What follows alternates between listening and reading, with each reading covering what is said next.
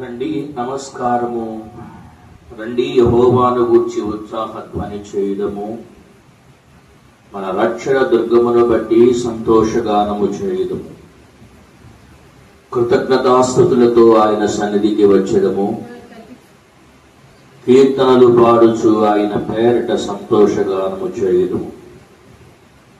యెహోవా మహాదేవుడు, దేవతలందరికీ పైన మహాత్యము గల మహారాజు. భూమి అగాధ స్థలములను ఆయన చేతిలోనున్నవి, పర్వతములు ఆయనవే.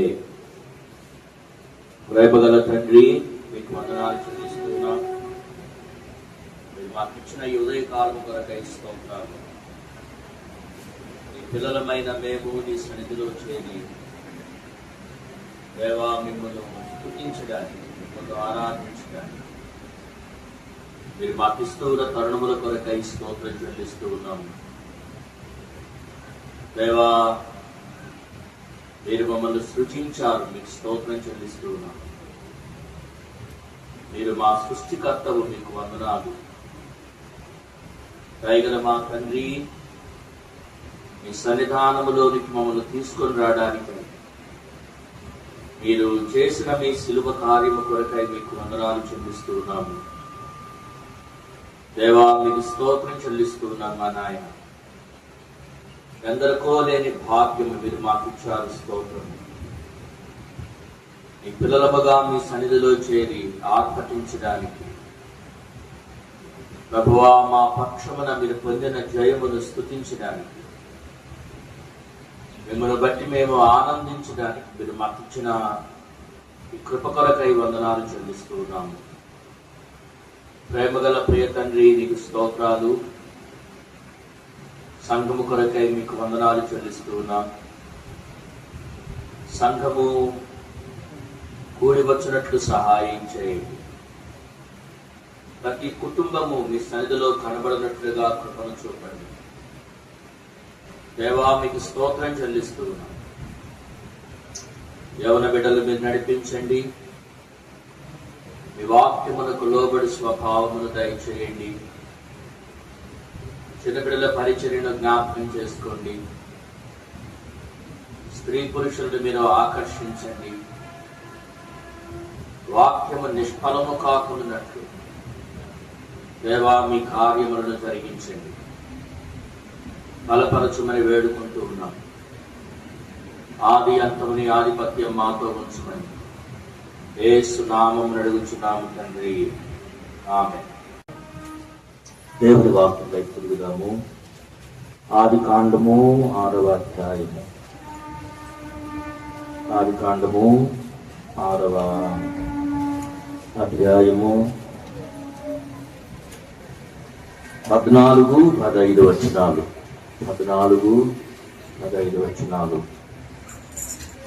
చితిసారపు మ్రానుతో నీ కొరకు ఓడను చేసుకొనుము, అరలు పెట్టి ఆ ఓడను చేసి లోపటను వెలుపటను దానికి కీడు పోయవలెను. నీవు దాన్ని చేయవలసిన విధమిది: ఆ ఓడ 300 మూరల పొడవును, 50 మూరల వెడల్పును, 30 మూరల ఎత్తును గలదై ఉండవలెను. మనము 14వ వచనాన్ని ధ్యానం చేస్తూ ఉన్నాం. దేవుడు నోవహుతో ఏం చెప్పాడు? నోవహు, నీవు నీ కుటుంబం కొరకై ఓడను సిద్ధం చేయాలి అని. నీవు నీ కుటుంబము కొరకై ఒక ఓడను సిద్ధం చేయాలి. ఆ ఓడ రక్షణ ఓడ. ఆ ఓడ రక్షణ ఓడ. అయితే ఆ ఓడ దేనితో చేయాలి? చితిసారపు మ్రానుతో చేయాలి.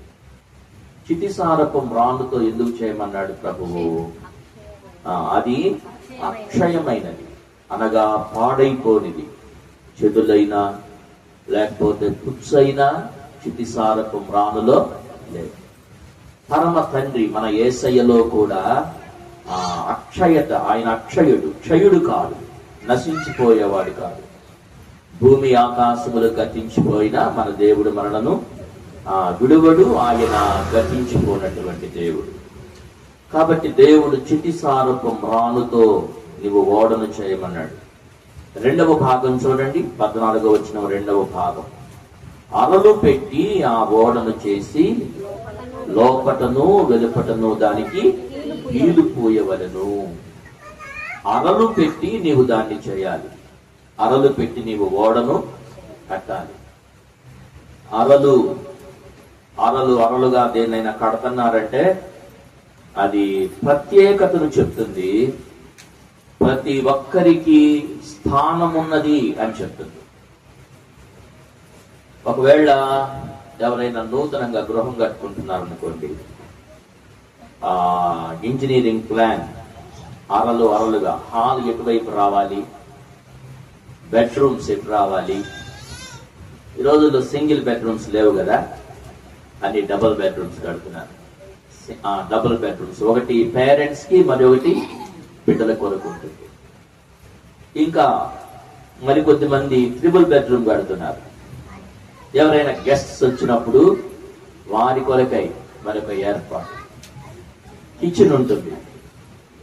అన్యుల గృహములలో అయితే దేవుడికి కూడా ఒక గది ఉంటుంది. ఎందుకు ఇన్ని గదులు, ఇన్ని అరలెందుకు? ఇది వరకు గృహాలు అలాగుండేవి కాదు కదా. ఇదివరకు గృహాలు మొత్తం ఒకటే హాల్ ఉండేది, అందరూ కలిసి ఉంటుండేవారు. కానీ ఇప్పుడు ప్రతి ఇల్లు కూడా అరలుగా కట్టబడుతూ ఉంది.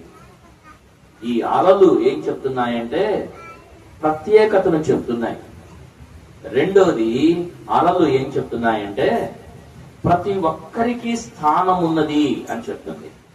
పిల్లలకు ఆ గృహములో స్థానం ఉంది, పెద్దలకు ఆ కుటుంబంలో స్థానం ఉంది, వచ్చేటువంటి బంధుమిత్రులకు ఆ కుటుంబంలో స్థానం ఉంది, వంట కొరకై ప్రత్యేకత, అలాగే అన్యులైతే దేవుని కొరకై వాళ్ళ దేవుళ్ళ కొరకై వాళ్ళు ప్రత్యేకించుకుంటారు. ఈ విషయాలన్నీ కూడా ఏం చెప్తున్నాయంటే ప్రతి ఒక్కరికి ప్రతి దానికి ఆ ఓడలో స్థానం ఉన్నది. ఇలాగా ఆ ఓడ రక్షణ ఓడ. అంతేకాదు ఆ ఓడ దేనికి గుర్తు అంటే సంఘమునకు గుర్తు. ఆ రక్షణ ఓడ దేనికి గుర్తు? సంఘమునకు గుర్తు. సంఘములో మనందరికీ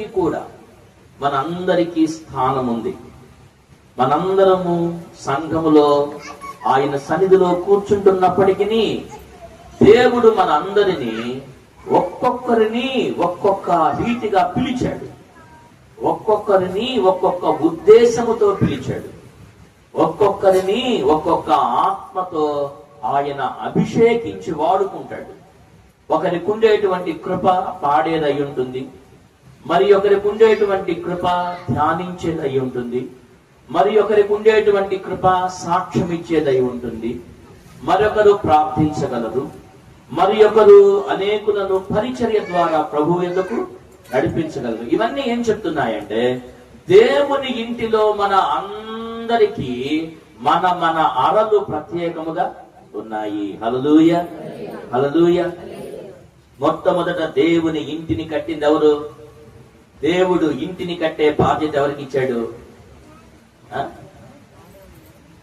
హెబ్రీ పత్రిక చూడండి. దేవుని మేడం గారు ఏమంటున్నారు? బాగుంటుందా? చూద్దాం. దేవుని ఇంటిని కట్టేటువంటి బాధ్యత. హెబ్రీలకు రాసిన పత్రిక, పౌలు హెబ్రీలకు రాసిన పత్రిక, హెబ్రీ పత్రికలో మనము 4వ అధ్యాయం చూస్తాం. హెబ్రీ పత్రిక 4వ అధ్యాయం, 3వ అధ్యాయం 3వ వచనం. ప్రతి ఇల్లు లేక 2 చదువుదాం. 2. దేవుని ఇంటిలో మోషే నమ్మకముగా ఉన్నట్టు ఈయన కూడా తను నియమించిన వానికి నమ్మకముగా ఉండెను. ప్రతి ఇల్లును ఎవడైనా ఒకని చేత కట్టబడును. సమస్తమును కట్టినవాడు దేవుడే. ఇంటికంటే దాన్ని కట్టిన వాడు ఎక్కువ ఘనత పొందినట్లు ఈయన మోషే కంటే ఎక్కువ మహిమకు అర్హుడని ఎంచబడెను. 5వ వచనం, ముందు చెప్పబోవు సంగతులకు సాక్షార్థముగా మోషే పరిచారకుడై దేవుని ఇల్లంతటిలో నమ్మకముగా ఉంటాడు. సంఘమును గూర్చి దేవుని వాక్యం ఏమంటుందంటే, ఇది ఎవరి ఇల్లు? ఇది దేవుని ఇల్లు. దేవుని ఇంటిని కట్టేటువంటి బాధ్యత దేవుడు ఎవరికి ఇచ్చాడు? మోషేకి ఇచ్చాడు. దేవుని ఇంటిని కట్టే బాధ్యత దేవుడు ఎవరికి ఇచ్చాడు? మోషేకి ఇచ్చాడు. దేవుని ఇంటిని కట్టుటలో మోషే ఎలాగున్నాడంటే నమ్మకమైన వానిగా ఉన్నాడు. ఆయన దేవుని ఇంటిని కట్టడంలో ఎలాగూ ఆయన దేవుని ఇంటిని కట్టాడంటే ఆయన చాలా దేవునికి దగ్గరగా జీవిస్తూ, ఆయన సమీపముగా జీవిస్తూ, ఆయన జీవితంలో దేవుడు అనుగ్రహించిన ఆజ్ఞల మీద ఆయన ఆనుకొని దేవుని యొక్క ఇంటిని ఆయన కట్టాడు. ఎక్కడ కూడా మోషే తన ఉద్దేశముతో ఆయన ఇంటిని కట్టలా. దేవుని ఇంటిని కట్టడంలో మోషే తన ఉద్దేశాన్ని, తన తలంపులను ఆయన కట్టలేదు, గాని దేవుని ఉద్దేశాన్ని, దేవుని తలంపులను ఆయన వాడినాడు. ప్రియమైన దేవుని సంఘమా, చాలా సార్లు మనము ఇంటిని కట్టేటప్పుడు మనము కొన్ని గృహాలు పైకి లేచిన తర్వాత తలంపులు మారిపోతాయి. ఇప్పుడు నేనుండేటువంటి ఇంటి ఓనరు రేకులేనన్నా నువ్వు వచ్చి ప్రార్థన చేయి, పునాది వేస్తున్నావన్నా అన్నాడు. అది తీరా పైకి లేచిన తర్వాత అన్న చెక్క కొడుతున్నామన్నా వచ్చి ప్రార్థన చేయమన్నాడు. రేకులకి చెక్క ఎందుకు అబ్బాయి అంటే, అన్న ప్లాన్ మారిపోయిందన్న. అది పైకి లేచేటప్పటికి ఇక దానికి దీనికి ఎంతన్నా ఒక 50,000 తేడా వస్తుందంటే, అందుకని స్లాబ్ వేసేస్తున్నానన్న. సరే స్లాబ్ వేశాడు. దాన్ని ప్లానింగ్ మార్చాల్సి వచ్చింది. ప్రతి చోట దాని డివిజన్ మారిపోయింది. ఎందుకు చెప్తున్నానంటే, ఒక ఇంజనీర్ లేకపోతే మనము దాన్ని ఆరంభిస్తాము గాని దాని ఆకారాన్ని మనం మాటికి మార్చవలసి వస్తూ ఉంటుంది. అందుకే మోషే తన ఉద్దేశం చొప్పున ఆయన దేవుని ఇంటిని కట్టలా. దేవుని ఉద్దేశము చొప్పున ఆయన దేవుని ఇంటిని కట్టాడు. దేవుని ఈ ఉద్దేశం ఏమిటంటే, ఏది చెయ్యకూడదో ఏది చేయవలనో ఆయన తన పిల్లలకు ఆయన బోధిస్తూ ఉన్నాడు. జాన్ చాప్టర్, యోహాను సువార్త మొదటి అధ్యాయము 17వ వచనం. ధర్మశాస్త్రము మోషే ద్వారా అనుగ్రహింపబడును, కృపయు సత్యమును యేసుక్రీస్తు ద్వారా కలిగెను. కృపా సత్యము యేసుక్రీస్తు ద్వారా కలిగినాయి. కానీ ధర్మశాస్త్రం ఎవరి మూలంగా కలిగింది? మోషే ద్వారా కలిగింది. మోషే దేవుని ఇంటిని కట్టడంలో నమ్మకస్తుడై దేవుని ఇంటిని కడుతూ ఏది చేయవలెనో ఏది చేయకూడదో ఆయన తన ప్రజలకు ఆయన స్పష్టంగా నేర్పిస్తూ నడిపించాడు.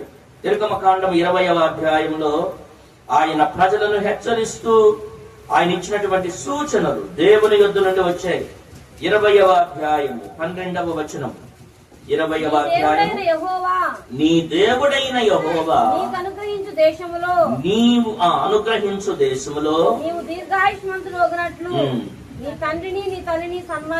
ఇక్కడ తల్లిని తండ్రిని సన్మానించు అనే విషయంలో మోషే దేని కడుతున్నాడు? దేవుని ఇంటిని కట్టడం లేదు గాని ఆయన వ్యక్తిగతముగా ప్రతి గృహాన్ని కడుతున్నాడు. ఆయన ప్రతి గృహమును కడుతున్నాడు. తల్లి తండ్రి పిల్లలు తల్లిదండ్రులకు లోబడాలి. అలాగూ లోబడడం పిల్లలకు అది దీర్ఘాయుష్మంతులుగా ఉంటారు.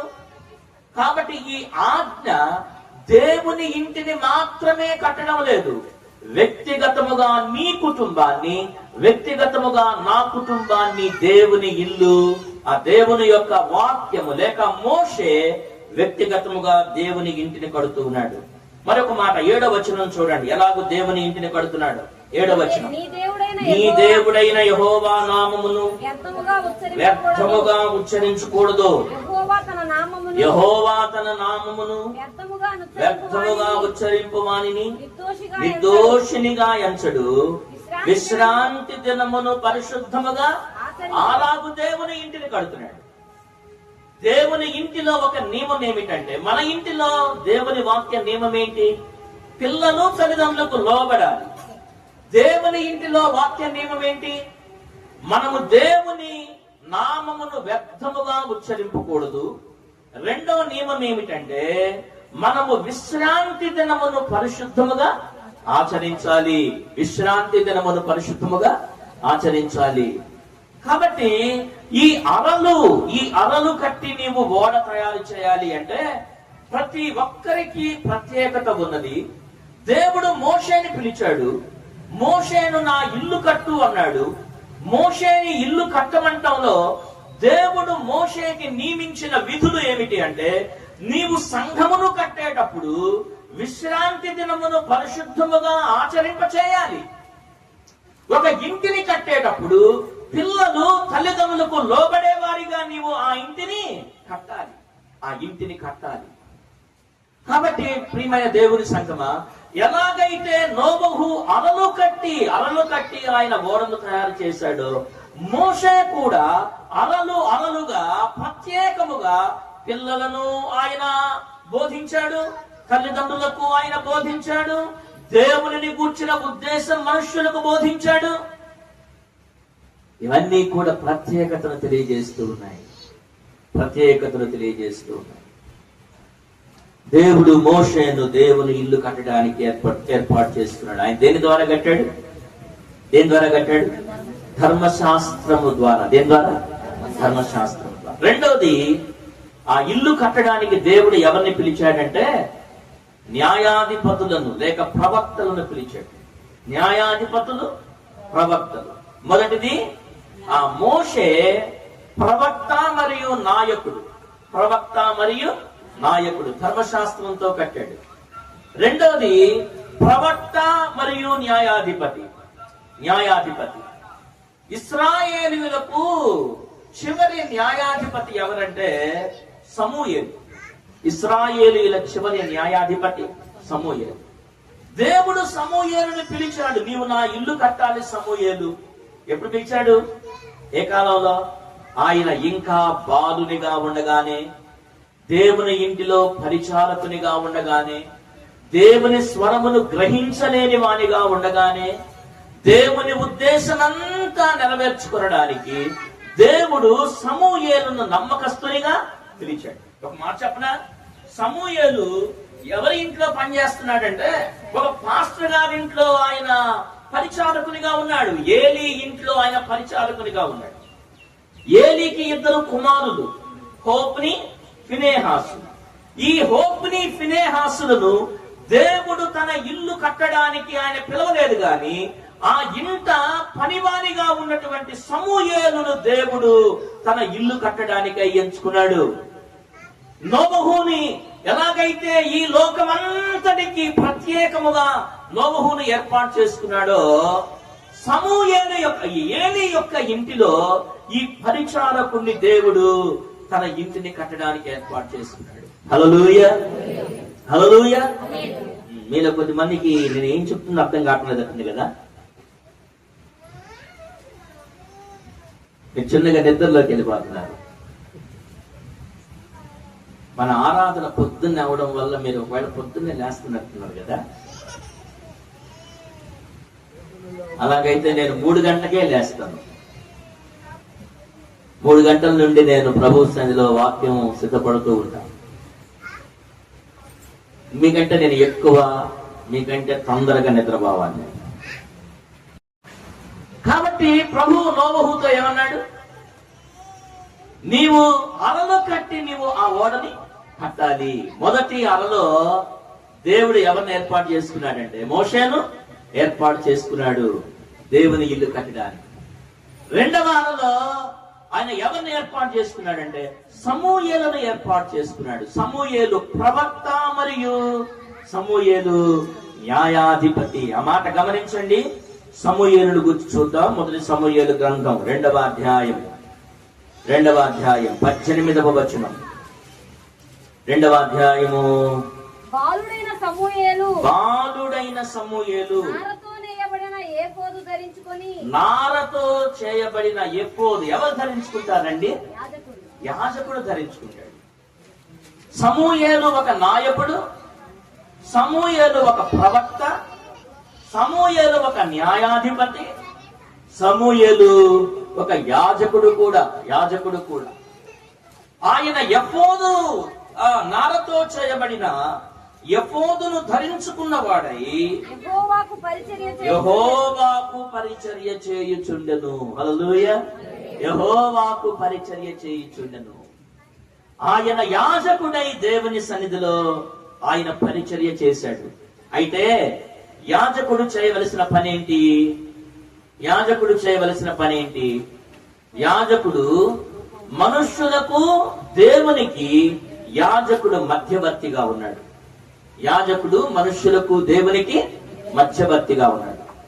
మధ్యవర్తిగా ఉండడంలో ఈ యాజకుడు ఏం చేయవలసి ఉంటుందంటే దేవుని యొక్క శిక్ష మనుష్యుల మీదకి రాకుండా ఉండడానికై ఆయన పలుమార్లు దేవుని సన్నిధిలో నిలవబడవలసి ఉంటుంది. దేవా, ఈ ప్రజలను క్షమించు, ఈ ప్రజలను కాపాడు, ఈ ప్రజలను ప్రభువా నీవే కదా విమోచించావు, వీరి జీవితంలో నీ కార్యం చేయమని నిత్యము ఒక యాజకుడు మనుష్యులకు దేవునికి మధ్య నిలవవలసి ఉంటాడు. సమూయేలు ఒక డెసిషన్ తీసుకున్నాడు. దేవుని ఇంటిని కట్టడంలో సమూయేలు ధర్మశాస్త్రాన్ని వెంబడించలేదు, గాని సమూయేలు దేవుని ఇంటిని కట్టడంలో ఆయన ఎలాగూ దేవుని ఇంటిని కడుతున్నాడంటే 12వ అధ్యాయం, మొదటి సమూయేలు గ్రంథం 12వ అధ్యాయము 23వ వచనం. 12వ అధ్యాయం 23వ వచనం. నా మట్టుకు నేను నీ నిమిత్తము ప్రార్థన చేయటం మానుట వలన. దేంతో కడుతున్నాడు ఆయన దేవుని ఇంటిని? దేంతో కడుతున్నాడు? మోషే దేంతో కట్టాడు? ధర్మశాస్త్రముతో. సమూయేలు దేంతో కడుతున్నాడు? ప్రార్థనతో. దేవుని ఇల్లు కట్టబడాలంటే ఏం కావాలి? ప్రార్థన కావాలి. ప్రార్థన లేకుండా దేవుని ఇంటిని కట్టలేము. దేవుని ఇల్లే కాదు, మన ఇంటిని కట్టాలి అన్నా, నీ ఇంటిని కట్టుకోవాలి అన్నా, నా ఇంటిని కట్టుకోవాలి అన్నా ఏం చేయగలగాలి? మనం ప్రార్థన చేయాలి. ప్రార్థన లేని ఇల్లు, ఒక భక్తుడు ఏమన్నాడంటే ప్రార్థన లేని ఇల్లు పైకప్పు లేని ఇల్లు అన్నాడు. పైకప్పు లేని ఇల్లు. లోపల అన్నీ ఉండొచ్చు, లోపల నీకు కావలసిన వనరులన్నీ నీవు ఏర్పాటు చేసుకోవచ్చు, కానీ ఇంటి పైకప్పు లేకపోయినట్లయితే దాని వల్ల ప్రయోజనమేమి లేదు. చాలా సార్లు దేవుని కొరకై మనం పరిచర్య చేస్తాం, దేవుని కొరకై మనము గుప్పిలి విప్పుతాం, దేవుని కొరకై మనము ప్రయాస పడతాం, కానీ ఏం చేయలేమో తెలుసా? ప్రార్థన చేయలేం. మన యవనస్తులతో నాకున్న పెద్ద సమస్య ఇదే. మన యవనస్తులు రాత్రింబవళ్ళు ఇక్కడ పరిచర్య చేయగలరు, రాత్రింబవళ్ళు నిద్ర లేకుండా దేవుని పని కొరకై వారు తమను తాము సమర్పించుకోగలరు, కానీ ఏం చేయలేరు? ప్రార్థన చేయడం మీరు మన యవనస్తుల్ని ఎక్కడా చూడలేరు. మోకరించి ప్రభు సన్నిధిలో, దేవా నీ పని నేను చేస్తూ ఉన్నాను, నీ పనిలో నమ్మకస్తునిగా చేయి, నీ పనిలో నన్ను వాడుకో, నీ పనిలో నన్ను ప్రభువా బలపరచు అని ప్రభువు మీద ఆనుకొని దేవుని ఇల్లు కట్టేటువంటి వారిగా వారు ఉండలేకపోతూ ఉన్నారు. ఇంకా సత్యం చెప్పనా, ఎవరినైనా ప్రార్థన చేద్దాం రండి అంటే వాళ్ళు నాతో చెప్పే మాట ఏంటంటే, అన్న అమ్మ పని చెప్పిందన్న మళ్ళా కలుస్తానంటారంతే. కానీ సమూయేలు దేవుని ఇంటిని కట్టడంలో ఏమెంచుకున్నాడు తెలుసా? ఏమెంచుకున్నాడు? ప్రార్థనను ఎంచుకున్నాడు. ప్రార్థన లేకుండా మన ఇంటిని కట్టుకోవడం చాలా కష్టం. దేవునితో కూర్చోకుండా, దేవునితో గడపకుండా దేవుని ఉద్దేశములు, దేవుని తలంపులు ఏమిటో తెలుసుకోవడం చాలా కష్టం. దేవుడు మోషేని పిలిస్తే ధర్మశాస్త్రంతో దేవుని ఇంటిని కట్టాడు. దేవుడు సమూయేలును పిలిస్తే సమూయేలు ప్రార్థనతో దేవుని ఇంటిని కడుతున్నాడు. సమూయేలుని వాళ్ళ అమ్మ చిన్నతనములో ఆయన ఆలయానికి తీసుకెళ్తే అక్కడ ఏమైనా రాయబడి ఉంటుందంటే, సమూయేలు బాలుడైన సమూయేలు యెహోవాకు మ్రొక్కెను అని రాయబడి ఉంటుంది. బాలుడే, కానీ ఆయనకున్నటువంటి గొప్ప ఆత్మీయత ఏమిటి అంటే ప్రార్థన చేయగలిగినటువంటి ఆత్మీయత కలిగిన వాడు సమూయేలు. చాలా మందికి దేవుని కొరకై ఏమైనా చేయగలరు కానీ ప్రార్థన చేయలేరు. మరి కొంతమంది ప్రార్థన చేయగలరు కానీ దేవుని కొరకు మనం ఏమీ చేయలేరు. సమూయేలుగా మన కుటుంబాన్ని కట్టుకోవాలి అంటే, సమూయేలుగా దేవుని ఇంటిని కట్టాలి అంటే మనము ప్రార్థన చేసేటువంటి వారముగా ఉండాలి. ఒక ఆలలో అందుకే దేవుని వాక్యం ఏం చెప్తుందంటే, నీవు నీ ప్రార్థనా గదిలోనికి వెళ్ళి తలుపు వేసుకొని ఏం చేయాలి? ప్రార్థన చేయాలి. ఎవరు చూస్తారు? రహస్యమందు చూచు నీ తండ్రి. ప్రార్థనా గదిలోనికి వెళ్ళి మన జీవితాలలో ప్రార్థన ఉండాలి. దురదృష్టవశాత్తు ఈ దినాల్లో సంఘాలలో లేనిదేంటి? ప్రార్థన. అందుకే ఈ రోజుల్లో మనం ఎవరిని రుజువు చేయలేకపోతున్నామంటే ప్రభువును అన్యజనుల ఎదుట రుజువు చేయలేకపోతున్నాం. ఏలియా రుజువు చేశాడు, నా దేవుడే దేవుడు, నా దేవుడు కాకపోతే నేను నా దేవుణ్ణి విడిచిపెట్టేస్తా, రండి బలిపీఠం కడదాం, నేను ప్రార్థన చేస్తాను, ఆకాశము నుంచి అగ్ని దిగి వచ్చి ఆ బలిపీఠమును బుక్కి చేసేయాలి అన్నాడు. ఏలియా ఆయన గొప్ప ప్రార్థనాపరుడు. ప్రార్థన ద్వారానే ఆయన దేవునిని ఈ లోకమునకు పరిచయం చేశాడు. మన జీవితాల్లో దేవుని శక్తి కనబడకపోవడానికి కారణం ఏంటి? మన జీవితాల్లో మనము దేవుని నామమునకు అవమానకరముగా బ్రతకడానికి కారణం ఏంటి అంటే ప్రభువును ఎరుగక కాదు, వాక్యము ఎరుగక కాదు, సహవాసము లేక కాదు, అన్ని ఉన్నవి కానీ మన జీవితం లేదు, ప్రార్థన లేదు. నా ప్రియ దేవుని సంఘమా, ప్రత్యేకించి మన సంఘానికి ప్రార్థనా పరులు అవసరం. చక్కగా పరిచర్య చేసే స్త్రీలు మనకున్నారు.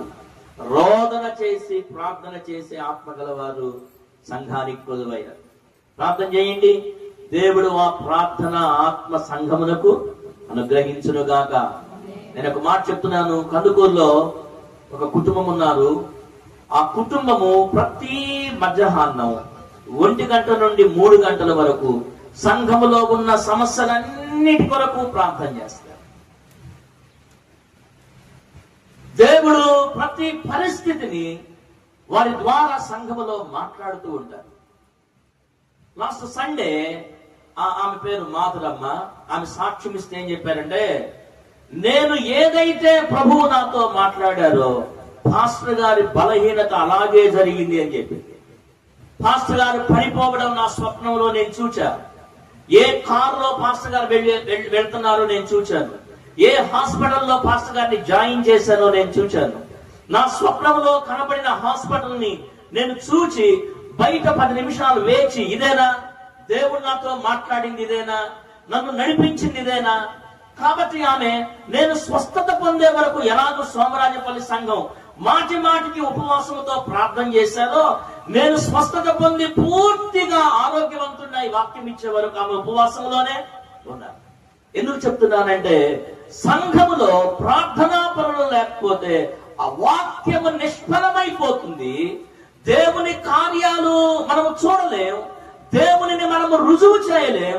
సంఘమంతా చేయవలసిన కార్యం ఏమిటంటే దేవుని సంఘములో ప్రార్థనా పరులముగా ఉండాలి. గుడారాల పండగకి వెళ్ళామనుకోండి, గుడారాల పండగ జరుగుతూ ఉంటుంది బయట. ఆలయంలో చాలా మంది దైవజనులు ఏం చేస్తుంటారు? ప్రార్థనా ధూపం వేస్తుంటారు. సింగరాయకొండ ఓపెన్ మీటింగ్స్ కి వచ్చారు. అప్పుడు ఇంకా హోసనా మినిస్ట్రీ సింగరాయకొండలో లేదు.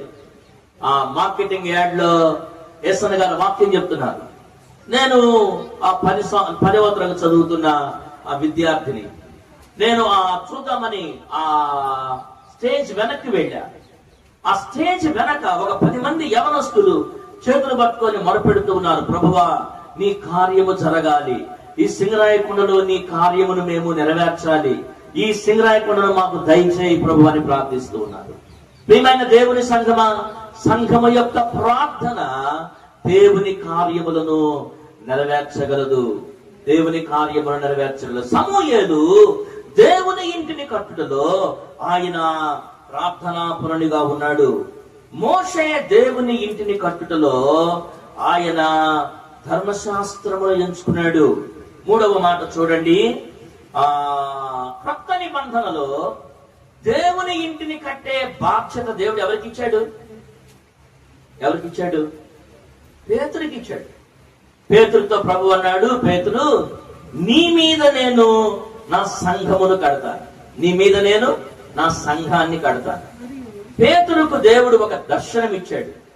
ఆ దర్శనములో పేతురు ఏమన్నాడంటే, అయ్యా నీవు దేవుని కుమారుడవు, సర్వోన్నతుడైన దేవుని కుమారుడవు నీవు, కాబట్టి నీవు క్రీస్తువు అన్నాడు.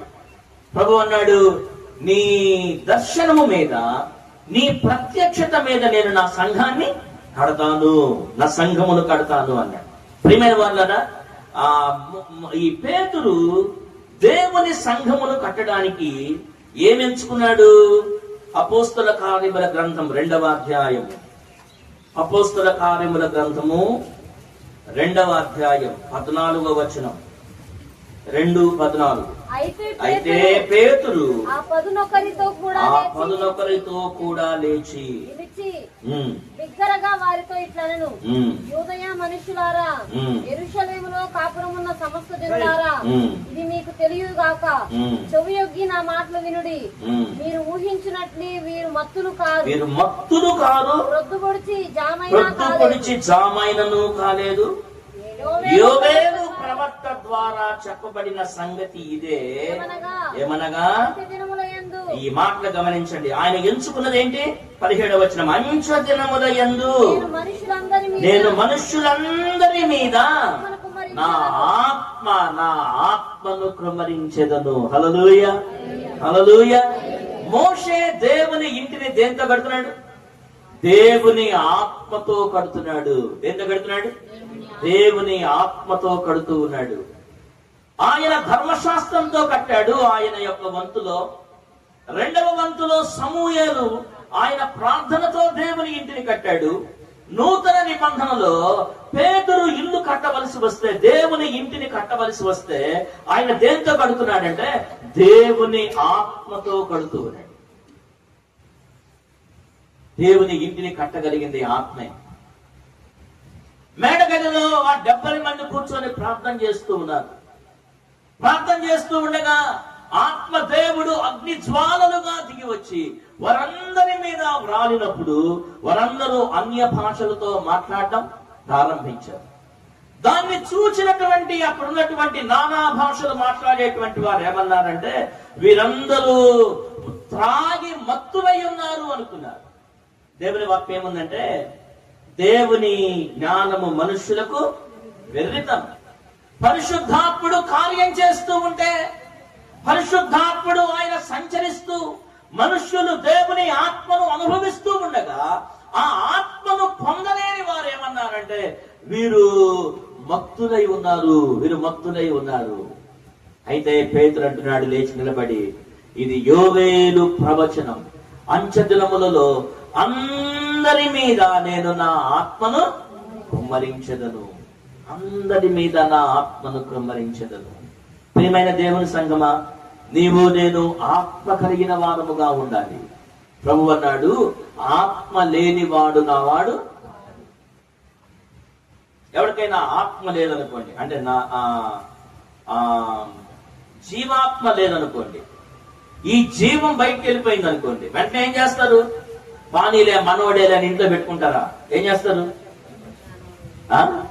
వెంటనే మూసుకుని వెళ్తాం, మట్టిలో పెట్టేయటం.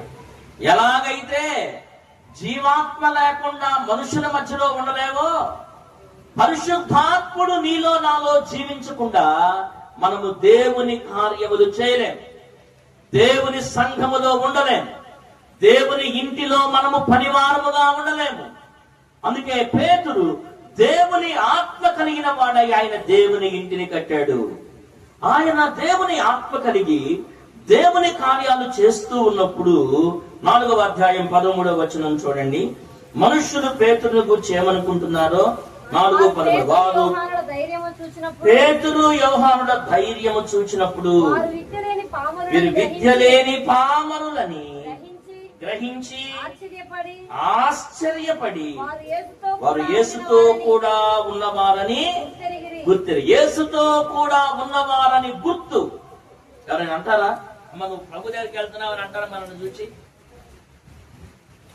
నీ ప్రవర్తన, మన ప్రవర్తన చూచి ఎవరైనా నీవు దేవుని బిడ్డబట్టుంది అంటారా? పేతురును చూచి అన్నారు, యోహానును చూచి అన్నారు. వీరు దేవుని యేసుతో కూడా ఉన్నవారని గుర్తెరిగారు. కారణం ఏంటంటే వారి భాషా వేషం కాదు గాని దేవుని ఆత్మను వారు అనుభవించడం చూచినప్పుడు, దేవుని ఆత్మ అభిషేకము ద్వారా వారు కార్యాలు చేయడం సమాజం చూచినప్పుడు వారు దేవుని పిల్లని గ్రహించారు.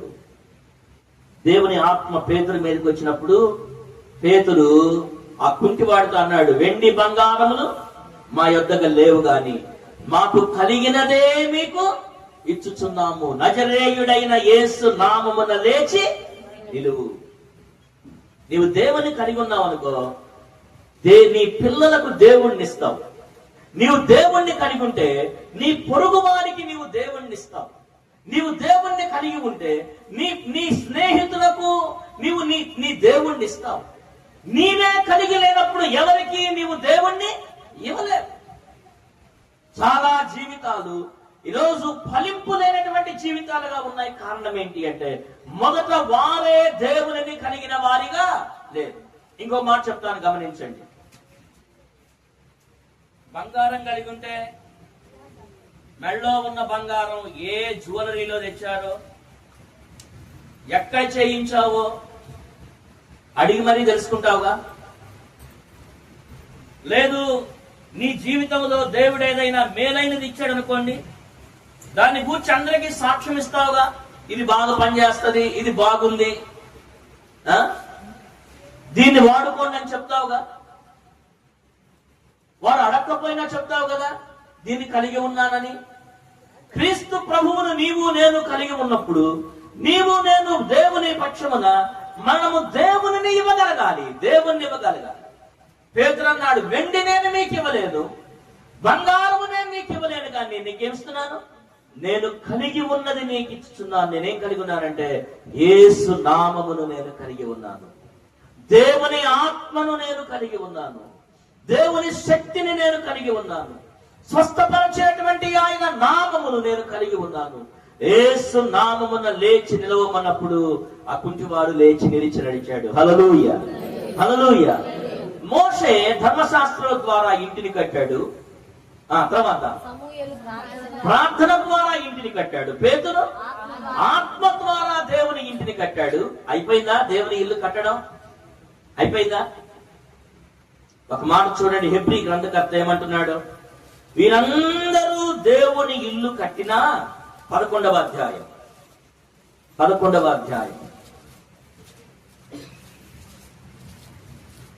హెబ్రీ పత్రిక 11వ అధ్యాయం 39వ వచనం. అయితే వీరందరూ తమ విశ్వాసము ద్వారా సాక్ష్యము పొందిన వారైనను. ఎంత మంచి మాట! వీరందరూ విశ్వాసము ద్వారా సాక్ష్యము పొందిన మనము లేకుండా సంపూర్ణులు కాలేరు. మనము లేకుండా దేవుని ఇంటిని కట్టడం అనేది ఇంకా సంపూర్ణము కాలేదు. నీవు దేవుని ఇంటిని కట్టాలి, నేను దేవుని ఇంటిని కట్టాలి. నీకు నాకు కూడా దేవుని ఇంటిలో ప్రత్యేకత ఉన్నది. యేసయ్య ఈ లోకంలో ఉన్నప్పుడు ఒక ఉపమానం చెప్పాడు. ఒక ఆయన పనికి పెట్టుకోవాలని వెళ్ళాడు. ఎప్పుడు? ప్రొద్దున్నే 5 గంటలకి వెళ్ళి పనివారిని పిలుచుకున్నాడు పొలంలోకి. 9 గంటలకు వెళ్ళాడు. 9 గంటలకు వెళ్ళి 9 గంటలకు పనికి పిలుచుకున్నాడు. మధ్యాహ్నం వెళ్ళాడు. మధ్యాహ్నం వెళ్ళి 3 గంటలప్పుడు పనికి పిలుచుకున్నాడు. సాయంత్రం 5 గంటలకు కూడా ఆయన మళ్ళా కొద్ది మందిని పనికి పిలిచాడు. 4 జాములు. మొదటిది ఉదయం 5, రెండోది 9, ఆ తర్వాత 3, ఆ తర్వాత సాయంకాలము 5. ఆయన 4 జాములలో ఆయన పని వారిని పిలుచుకున్నాడు. ఉదయమున మోషేని పిలిస్తే, మధ్యాహ్నం 9 గంటలకు సమూయేలును పిలిస్తే, మధ్యాహ్నపు వేళ అనగా పొద్దు తిరిగేటువంటి సమయము, పాత నిబంధన గడిచిపోయి నూతన నిబంధన ప్రత్యక్షమవుతూ ఉండగా పేతురుని పిలిస్తే ఈ సమయము అస్తమయమయ్యేటువంటి సమయం. 5 గంటల సమయంలో నీవు నేను ఉన్నాం. 5 గంటల సమయంలో కూడా నీకు నాకు దేవుని ఇంటిలో ఏముంది? పని ఉన్నది. సోమర్లముగా ఉండడానికి వీల్లేదు. దేవుని ఇంటిలో పని ఉంది. చాలా సార్లు మనం చెప్పేటువంటి సాకులు ఎలాగుంటాయో తెలుసా? దేవా నేను మాట్లాడలేను, నత్తివాణ్ణి అంటావు కదా మోషే వలె. ఇర్మియా వలె నేను బాలుడను, నేను మాట్లాడలేను అంటావు కదా. నేను కాదు ప్రభువా, నేను రాలేను ప్రభు అంటావు కదా దేవుని ఇంటిలోకి, దేవుని పనిలోనికి. లేదు లేదు, నీవు నేను కూడా దేవుని ఇంటిలో పనివారముగా ఉండాలి. మరి ఒకరిని దేవుని ఇంటికి నడిపించేటువంటి వారముగా ఉండాలి. నమ్మకస్తులమై మనము దేవుని పని చేయగలిగిన వారముగా ఉండాలి. ఆ చివరి మాటలు నేను మీ ముందుంచి ముగిస్తాను. మత్తయి సువార్త 20వ అధ్యాయం. మత్తయి సువార్త 20వ అధ్యాయం.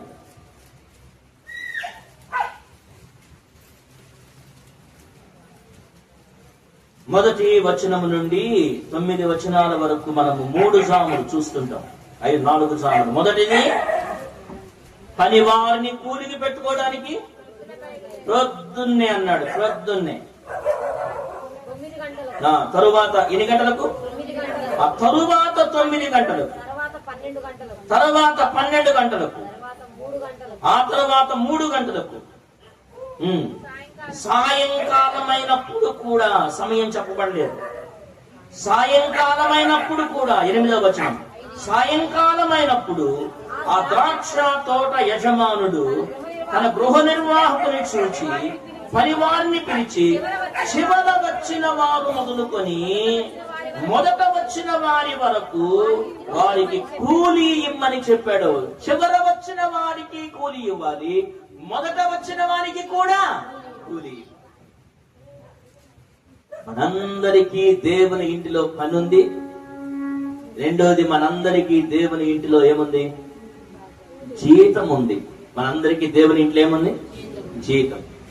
మీకు వచ్చా పాట? దైవజనులు కావాలి కావాలి, దైవజనులు లేవాలి లేవాలి, ప్రభు సేవకు పరుగులెత్తువారు, ప్రభు కోసం ప్రాణమిచెడివారు, ప్రభు సేవకు పరుగులెత్తువారు, ప్రభు కోసం ప్రాణమిచెడివారు, దైవజనులు కావాలి కావాలి. కోతెంతో విస్తారము, కోసే పని వారు కొదువగా, కోతెంతో విస్తారము, కోసే పని వారు కొదువగా, పొలములో పని చేయుటకు వస్తావని వస్తావా, పొలములో పని చేయుటకు వస్తావని వస్తావా, నీ పనికి జీతమున్నది, బహుమాన కిరీటమున్నది, నీ పనికి జీతమున్నది, బహుమాన కిరీటమున్నది. దైవజనులు కావాలి కావాలి, దైవజనులు లేవాలి లేవాలి, ప్రభు సేవకు పరుగులెత్తువారు, ప్రభు కోసం ప్రాణమిచ్చెడివారు, ప్రభు సేవకు పరుగులెత్తువారు. ప్రభు కోసం ప్రాణమిచ్చెడివారు, దైవజనులు కావాలి. నీ దైవజనులు కాలేవాలి, లేవాలి. హల్లెలూయా. నీ పనికి జీతం ఉంది. ఏంటా జీతము? ఏమిస్తాడు ఆయన? కిరీటం ఇస్తాడు. ఏమిస్తాడు? ఒక మాట తిమోతి పత్రికలో పౌలు భక్తుడు చెప్తున్నాడు, చూడండి. నాకొక కిరీటాన్ని దేవుడు సిద్ధం చేశాడు. తిమోతి పత్రిక. లోకంలో వ్యాపారాలలో నువ్వు ముందుకు వెళుతూ ఉంటే నీకు కూడా బహుమానాలు ఇస్తారు కదా, నీకు కూడా బహుమానాలు ఇస్తారు. అయితే దేవుని యొద్ద జీతం లేదు అనుకోవద్దు. దేవుని యొద్ద నీకు నాకు ఒక కిరీటము. మనము మంచి పోరాడి తిని 2 తిమోతి పత్రిక 4వ అధ్యాయము 7వ వచనం. 2 తిమోతి పత్రిక 4వ అధ్యాయము 7వ వచనం. మంచి పోరాటము పోరాడి తిని. ఊరుగా పరిగెత్తడం కాదు. ఎక్కడ పరిగెత్తాలి? కడ వరకు పరిగెత్తాలి. కడ వరకు. చాలా మంది మధ్యలో ఆగిపోతుంటారు. నాకు ఇది చదివినప్పుడల్లా సుభాని గుర్తొస్తాడు. చాలా ప్రసంగాల్లో నేను సుభానిని గురించి చెప్పాను. సుభానిని బీటెక్ అయిపోగానే పోలీస్ సెలక్షన్ కి వెళ్ళాడు. ఎక్కడికి? కర్నూలు. వెళ్ళి ఒక రౌండ్ పరిగెత్తాడు. 2వ రౌండ్ అయిపోయింది. 3rd రౌండ్ లో కొంత దూరం పరిగెత్తి చివరికి గోల్ ముందు కనబడుతుంది. ఇక పరిగెత్తులాగా చిన్నగా నడిచాడట ఓపిక చేసుకొని. ఈ లోపల ఏమైంది? గోల్ మరొకడు ముందుకు వెళ్ళిపోయాడు. పిల్లరా, చాలా సార్లు ఫస్ట్ రౌండ్ పరిగెత్తగలవు, 2వ రౌండ్ పరిగెత్తగలవు. అంతం వరకు రాగలవా? నీవు ఆయన అంటున్నాడు, నేను నా పరుగును కడముట్టించాను, విశ్వాసమును కాపాడుకున్నాను. ఇక మీదట నా కొరకు నీతి కిరీటము. హల్లెలూయా. నా కొరకు నీతి కిరీటము ఉంచబడి ఉన్నది. నా కొరకు మాత్రమే కాక ఏమంటున్నాడు అక్కడ? తన ప్రత్యక్షతను అపేక్షించు వారందరికీ అనుగ్రహిస్తాడు. మనందరికీ ఆయన ఏమి దాచున్నాడంటే నీతి కిరీటమును దాచి ఉన్నాడు. పరిశుద్ధ దూతలందరి ఎదుట, సకల పరిశుద్ధుల ఎదుట నీవు నమ్మకముగా పరిగెత్తావు గనుక, నమ్మకముగా నా ద్రాక్ష తోటలో పనిచేశావు గనుక, నమ్మకముగా నీవు నా పక్షమున నీవు మంచి పోరాడావు గనుక ఆయన పిలిచి నీతి కిరీటమును మనకు ధరింపజేస్తాడు. ప్రభు అంటున్నాడు, అరలు కట్టి ఓడను సిద్ధం చేయాలి. ప్రతి అరలో ఒక్కొక్క దానికి ఒక్కొక్క ప్రత్యేకత. జంతువులు, పక్షులు, పురుగులు, మనుషులు అన్నిటికీ ప్రత్యేకత ఉన్నది. అలాగా ఆయన ఓడను కట్టాడు. అరలు కట్టి ప్రత్యేకతను చెప్తూ ఉంది. దేవుడు ఇంటిని కట్టుటలో మోషే ఒక అరలో ధర్మశాస్త్రము ద్వారా కట్టాడు. దేవుని ఇంటిని కట్టుటలో సమూయేలు ఒక అరలో ప్రార్థన ద్వారా కట్టాడు. దేవుని ఇంటిని కట్టుటలో పేతురు ఆత్మ ద్వారా ఒక అరను కట్టాడు. నీవు నేను దేని ద్వారా కట్టాలి? మనకేమీ లేవుగా. ధర్మశాస్త్రము లేదు, ప్రార్థన అంతకంటే లేదు. ఇంకా ఇంకొకటి ఏంటి? ఆత్మ అంటేనే తెలియదు కదా. మనం దేని ద్వారా కట్టగలమంటే విశ్వాసము ద్వారా. మన పరుగు ఏ పరుగు? విశ్వాసము ద్వారా. అనేక ఆత్మలను జయించి మహిమలకు చేరినప్పుడు ఎలాగైతే ఆయన పౌలులకు జీవ కిరీటం ఇవ్వబోతూ ఉన్నాడో, నీకు నాకు కూడా అదే కిరీటం. ఆయన అంటున్నాడు, నాకు మాత్రమే జీవ కిరీటం కాదు, నా వల్లే విశ్వాసం ఉంచి దేవుని పని చేసిన వారందరి కొరకు ఏముంది? అందరు కిరీటాలు తీసుకుంటుంటే నీవు నేను ఇటు చూడాలా? క్లాస్ రూమ్ లో పిల్లలు ఉంటారు కొద్దిమంది. ఆ ఫస్ట్ వచ్చినోడు, ఆ సెకండ్ వచ్చినోడు, థర్డ్ వచ్చినోడు ప్రైజ్ అందుకుంటే వీళ్ళ డ్యూటీ ఏంటి చెప్పండి? వీళ్ళ డ్యూటీ ఏంటి? ఆగకుండా, అలుపు రాకుండా ఏం కొట్టాలా? చప్పట్లు కొట్టాలి. చప్పట్లు కొట్టే గుంపులో మనం ఉంటామో ఉండమో అదన్నా చూద్దాం.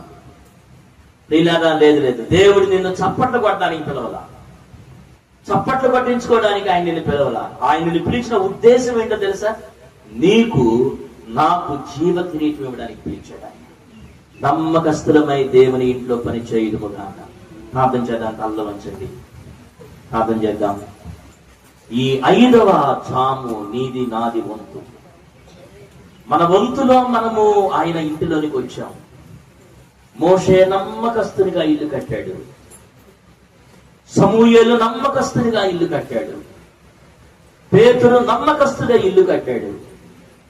నీవు నేను కూడా ఇల్లు కట్టడానికి పిలువబడ్డాం. నమ్మకస్తులమై ఇల్లు కట్టాలి. ప్రార్థన చేసుకుందాం.